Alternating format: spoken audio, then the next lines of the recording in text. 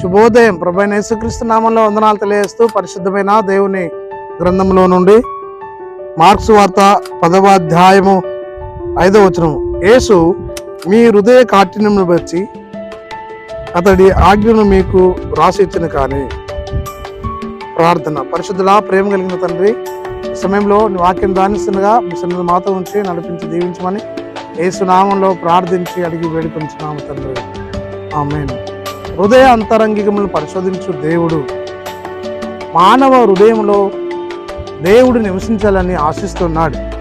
హృదయము ఘోరమైనటువంటి వ్యాధి కలిగింది, దాన్ని గ్రహింపగలిగిన వాడు ఎవడు అని గ్రంథంలో చూడగలం.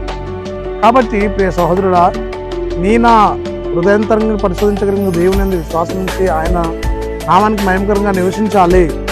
హృదయమే దేవుని ఆలయం అని పౌలు కొరింథీ సంఘానికి తెలియజేస్తూ కొరింథీ పత్రికలో రాస్తూ ఉంటాడు.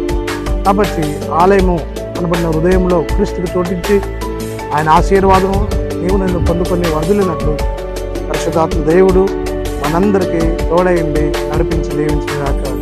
ఆమేన్. ప్రేమ నమ్మకం తండ్రి స్తోత్రాలు చెల్లిస్తూ వాక్యాన్ని దానించి ధన్యత కృపాభాగ్యం అనుగ్రహించడానికి మహిమ చెల్లిస్తూ వీక్షిస్తున్న వారిని కూడా దీవించమని ఆశీర్వదించమని యేసయ్య నామంలో ప్రార్థించడికి వేడుకొంచున్నాము తండ్రి.